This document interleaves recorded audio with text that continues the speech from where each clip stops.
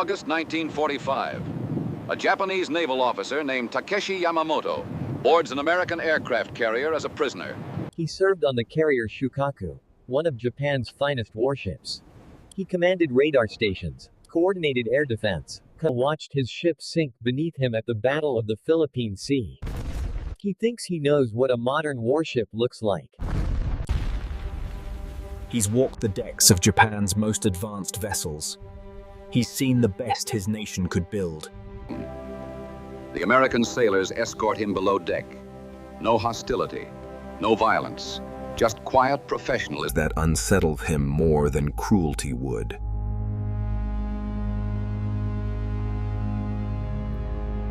They lead him through a hatchway into a room that shouldn't exist. Wall-to-wall radar screens. Dozens of them. Each one displays returning signals so clear, so detailed, they look like maps drawn by artists. Ships appear as distinct blips with range and bearing updated every sweep. Aircraft show up 100 miles out, tracked continuously, their altitude and heading computed automatically. His hands start shaking. Not from fear, from the sudden, crushing realization of what this means. Japan's best radar, the systems he operated on Shukaku, could barely detect aircraft at 50 miles on a good day. The signals were fuzzy, unreliable, often lost in sea clutter. Officers had to squint, Hoping the calculations were right. This American system tracks everything, simultaneously, automatically, with clarity that makes his own equipment look like the child's toy. And this is just one room, on one ship, in a fleet of hundreds. The American officer notices his expression, offers him coffee from a percolator that seems to run perpetually. The warmth grounds him as his worldview collapses. The officer doesn't gloat, doesn't mock, just points to another screen showing The entire task force, every ship perfectly coordinated, their positions updated in real time through a network of radar and radio system. That seem to function like a single massive brain. We can see 200 miles in every direction. That seem to function like a single day or night, rain or shine. We always know what's coming. Yamamoto's mind races backward through every battle, every engagement. Every time Japanese forces were caught off guard, outmaneuvered, destroyed by attacks that seemed to come from nowhere. They weren't fighting blind. we were. The Japanese trained for night battles specifically because darkness was the great equalizer. When American radar couldn't see, Japanese optical superiority might provide an advantage. The Japanese commanders didn't understand until it was too late. Japanese carriers kept getting jumped by American aircraft that appeared as if guided by divine knowledge of exactly where to strike. The technology gap wasn't incremental, it was generational. Japan had invested everything into building the training lookouts with exceptional vision to spot enemy ships before they spotted you. America had invested in electronics, in radio, in systems. That made human eyesight obsolete. One approach belonged to the 19th century. the other belonged to the future. 6 carriers at the Philippine Sea. All 6 were sunk or crippled. American pilots called it the Great Marianas Turkey Shoot. Japanese aircraft fell from the sky in numbers that seemed impossible. 300 aircraft lost in one day. American losses? 29 planes. The numbers made no sense until now. American fighters weren't better trained or more courageous. They were vectored onto targets by Radar controllers who could see the entire battle space, who could direct interceptors to exact coordinates, who could stack the decks so thoroughly. The Japanese pilots never had a chance. They flew into ambushes they couldn't see coming, guided by technology they didn't know existed. The coffee tastes better than anything Yamamoto has consumed in months. The warmth, the caffeine, the simple abundance of it all creates Cognitive dissonance that threatens to break him. This is just coffee. On just one ship. In a war America is fighting on. 2 fronts simultaneously while producing enough supplies to feed Britain, Russia, and China. The scale of it refused to compute.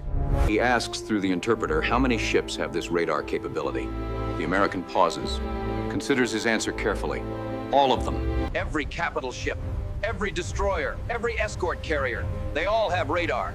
Most have multiple sets. Air search. Surface search. Fire control. All of them. 24 radar-equipped vessels. Most of those sets were unreliable, short-ranged, operated by technicians who barely understood the systems. American. Every warship, thousands of vessels, with radar that actually worked, with operators trained to use it effectively, with maintenance systems that kept it functional. The Americans show him more. The Combat Information Center, where all the radar data flows, where officers track dozens of contacts simultaneously. Where the entire battle is displayed on plotting boards, updated every minute. Radio systems that can coordinate strikes across hundreds of miles. Direction-finding equipment that can locate enemy transmissions and vector strikes onto them. Used his radio. He was broadcasting his position to systems that could triangulate him within minutes and send aircraft to destroy him within. The hour. The Japanese practiced radio silence obsessively. Now he understands why American forces seem to always know where they were anyway. Because the moment anyone transmitted anything, the net closed around them. The kind of advantage that makes courage and training and warrior spirit completely irrelevant. You can't fight what you can't see. You can't sink ships that detect you 100 miles out. You can't survive air attacks that are coordinated by systems that track every aircraft. Within 200 miles. The war wasn't lost through lack of courage. It was lost before the first shot was fired in American research laboratories. Sir, and electronics factories that Japan couldn't match and didn't even know existed. Japanese soldier, half-starved, feverish from malaria, raises empty hands to American Marines. He expects a bullet. He's been taught that capture Means dishonor worse than death.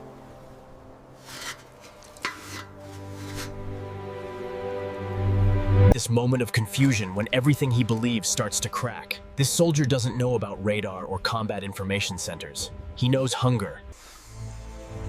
He knows the taste of fear. He knows propaganda that painted Americans as demons. Him aren't demon hands. They're just hands, attached to a tired soldier who looks remarkably similar to the exhausted Japanese troops he's been fighting. The dissonance starts here, in this small act of mercy that contradicts everything he was taught. Across the Pacific, thousands of Japanese soldiers face the same shock. Most captured Japanese troops believed they would be tortured and eliminated. Their commanders told them Americans were barbarians. Propaganda showed Cartoons of demon-faced soldiers with blood-stained hands. Better to die fighting, they were taught. Better to end it yourself than face the enemy's cruelty. But cruelty never comes. Instead, on hospital ships crossing the Pacific, wounded Japanese prisoners receive... American doctors set broken bones. Nurses change bandages. Food arrives on trays multiple times daily. Men who survived on handfuls of rice and Swedes now receive Geneva Convention rations, 2,000 to 2,850 calories depending on work assignments. More food than many saw in months on the front lines. The medical treatment reveals something more shocking than any radar system. American field hospitals operate with supplies that seem morphine for pain, antibiotics for infection, whole blood for transfusions, surgical equipment that's cleaned and sterilized and abundant enough that doctors never have to reuse instruments without proper sterilization. Japanese field medicine by 1944 had collapsed into improvisation and hope. Doctors operated with inadequate anesthesia. Infection killed more men than bullets. Supplies that should have been shipped to frontline units never arrived because American submarines had strangled Japan's logistics network so thoroughly that nothing moved without being sunk. These prisoners expect dissonance threatens to shatter them.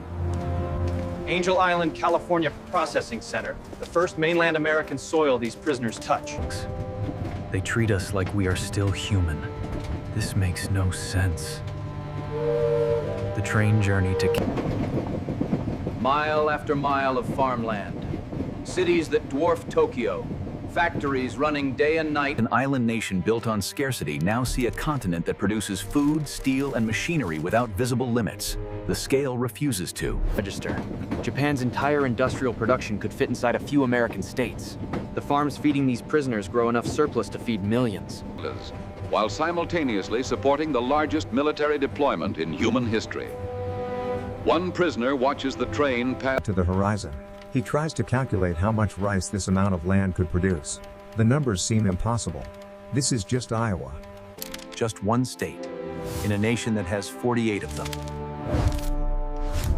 March 9th, 1942. Here today, Ensign Kazuo Sakamaki, commander of a midget submarine captured at Pearl Harbor. Prisoner of war number 1. For 5 months. He lives alone, the only Japanese prisoner in Wisconsin. Then more arrive. Hundreds. Japanese prisoners. The mess hall delivers the deepest shock. Meals arrive 3 times daily. Breakfast. The tastes of the prisoners by special chefs. Portions that exceed their rations from the Imperial Army. Some weep. Some refuse to eat. Convinced it's poisoned or a trick. A guard notices and demonstrates. Takes a bite from a prisoner's plate. Drinks from his cup. Lives. Smiles, gestures, eat. Slowly, hands that once held sifles now hold forks. Everything they were told was false. More food arrives daily from American farms so vast they could swallow Japanese prefectures whole. Fresh vegetables. Protein. More food on one day's rations than many prisoners saw in a week on the front lines. The camp records show prisoners astonished at the superior quality. Stomachs shrunk from years of near starvation struggle to process these portions.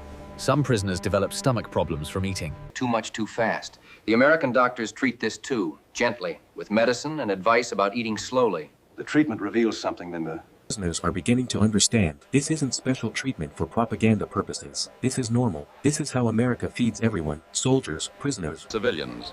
The abundance isn't manufactured for show. It's just Tuesday in America.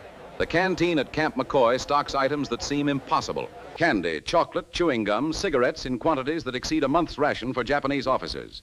Tobacco, 3.2% beer, and light wine. All available for purchase with wages earned from voluntary work. Prisoners earn 80 cents daily. Officers receive $15 to $35 monthly in camp. Script, with candy bars at 10 cents and Coca-Cola at 5 cents.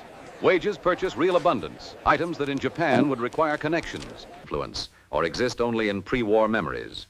Coca-Cola arrives at the canteen, 5 cents per bottle, the same price it costs everywhere in America. The fizzing brown liquid confuses prisoners who never encountered carbonated beverages. Sweet, cold, bubbling. The first sip makes men cough. The carbonation. The second sip brings wonder. One prisoner describes it in his diary. This drink tastes like it comes from another world. A world without war, without hunger. The Coca-Cola becomes a symbol of something larger. So vast that it costs 5 cents anywhere in the nation. The logistics of this, the supply chains, the refrigeration, the bottling plants. The distribution networks, all of it functioning perfectly while simultaneously fighting the largest war in human history. Japan couldn't keep rice flowing to its troops. America keeps Coca-Cola flowing to prison camps. The psychological impact becomes visible in weeks. Language barrier. A home run by a prisoner brings cheers from both sides of the fence. The baseball games reveal something deeper. These guards aren't monsters. They're farm boys from Wisconsin and factory workers from Michigan and college students from California. They're tired of war. They're counting days until they can go home. They're humans doing a job, treating prisoners with the kind of casual decency that Americans extend to everyone dead. Because that's just how they were raised. The propaganda was wrong about everything. Camp McCoy's Japanese section of traditional gardens with permission from the commandant. They build a Buddhist shrine using materials provided by camp authorities. The YMCA supplies incense for ceremonies. They receive colored crepe paper and thin wire to create traditional artificial flowers. Japanese plays per month with self-made costumes and scenery. Weekly trips to the local theater become routine. Prisoners under light guard watch America films, Hollywood musicals, westerns. The casual wealth displayed on screen mirrors what they see in camp. Characters drink Coca-Cola like water. Homes have electric lights, running water, multiple rooms. This isn't propaganda. This is Tuesday. The prisoners behave exceptionally well on these outings, never attempting escape. This surprises War Department officials, but escape makes no sense. Where would they go? Back to a losing war? Back to a nation that told them capture meant dishonor worse than death? Back to commanders who would execute them for surrendering? Or stay in Wisconsin where they receive 3 meals daily, medical care, entertainment, and treatment as human beings. The choice isn't difficult. The technological gap, the industrial gap, the abundance gap, all of it stems from something deeper. Organized. Japan built an empire on conquest and extraction, taking resources from Korea and Manchuria, China. It has limits. You can only squeeze so much from conquered territories before they're bled dry. America built its power on production and innovation. Massive arms that produced surplus, factories that could retool from cars to tanks in months, universities that trained engineers and scientists, a culture that rewarded innovation and efficiency, immigration that brought talent from around the world, democratic systems that, for all their flaws, allowed information to flow. More freely than in authoritarian regimes where bad news could get you executed. The prisoners at Camp McCoy are seeing the fruits of these Systems. They're living inside the machine that defeated them, and the machine runs on principles they're only beginning to understand. Back on that. Aircraft carrier, Yamamoto asks more questions. How many ships does America have? The officer laughs, not mockingly, but with genuine amusement at the scale. We launched more carriers this year than Japan built in its entire history, he says. We're producing one escort carrier every week, one destroyer every 3 days. We have shipyards on both coasts working around the clock.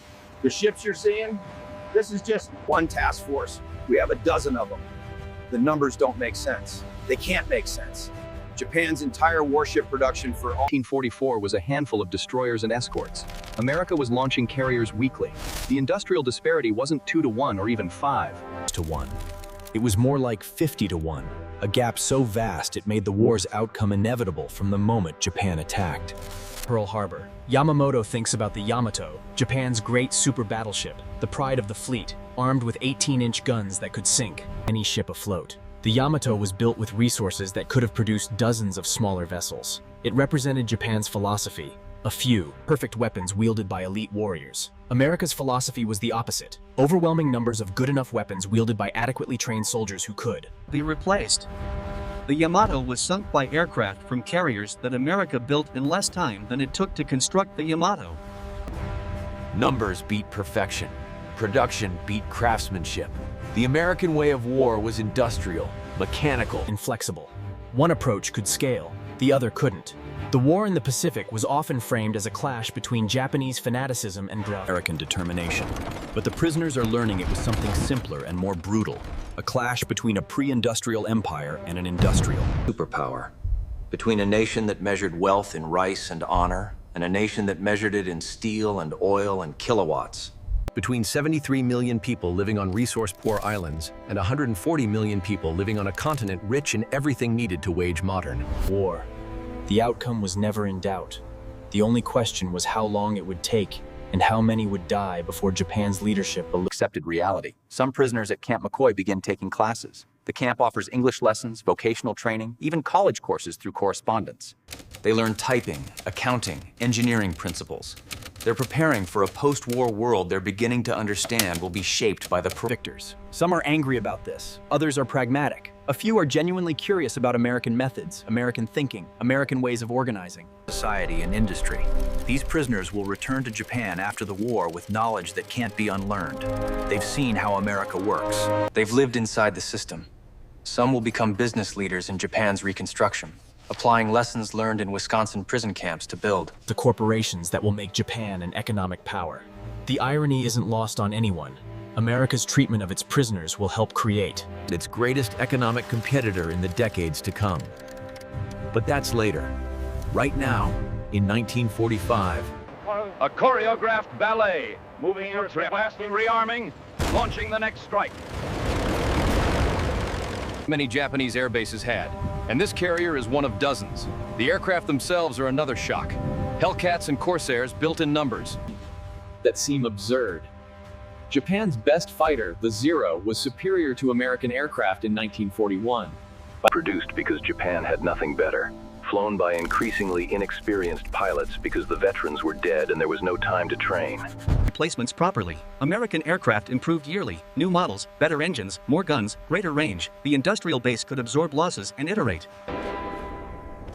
Designs and scale production simultaneously.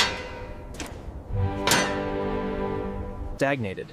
The Americans weren't better pilots necessarily. They were flying better aircraft supported by better logistics and directed by better radar and fighting. As part of a system that overwhelmed individual skill through sheer coordinated mass. Yamamoto realized 1920s, when it chose military expansion over industrial development, when it chose to conquer Asia rather than build the infrastructure that could sustain. The battles were just the universe's way of teaching Japan a lesson it refused to learn peacefully. America's victory wasn't heroic or noble. It was inevitable, mathematical, the result of productions and resource assessments and logistics networks that over... You can't fight mathematics with morale. You can't sink aircraft carriers with spiritual purity. Had the industrial base to compete. The prisoners at Camp McCoy are learning the same lesson through different means. They're experiencing American abundance firsthand. Eating it, drinking it, living in it. They're seeing that the propaganda was backwards. Americans aren't demons, they're just people with more. Stuff. More food, more factories, more resources, more land, more immigrants, more ideas, more of everything that matters in modern war. The abundance creates resentment in some prisoners. How dare they have so much while Japan starved? But most prisoners move past resentment into something more complex, understanding. This is what they were fighting. Not demons or barbarians, but a system of production and organization that could bury them. In material, while barely straining itself. America fought World War II with one hand, while the other hand built suburbs and highways, and kept the domestic economy humming. Japan threw everything into the war and still lost. The disparity was never close. Some prisoners start to question everything they were taught. About Japan's divine mission to lead Asia. About the Emperor's sacred authority. All of that was true. Why did it lead to total defeat? If Japan was destined for greatness, why is it burning? If Bushido made them superior, why are they prisoners eating American food in Wisconsin while their homeland is rubble? The questions have no good answers. So if some prisoners stop asking questions and start observing, they watch how Americans organize things, how work is distributed, how decisions are made, how work systems function. They're learning, consciously or not, the principles that will rebuild Japan after the war. Prisoners at Camp McCoy gather in the mess hall to hear the Emperor's radio broadcast. Many weep. Some refuse to believe it.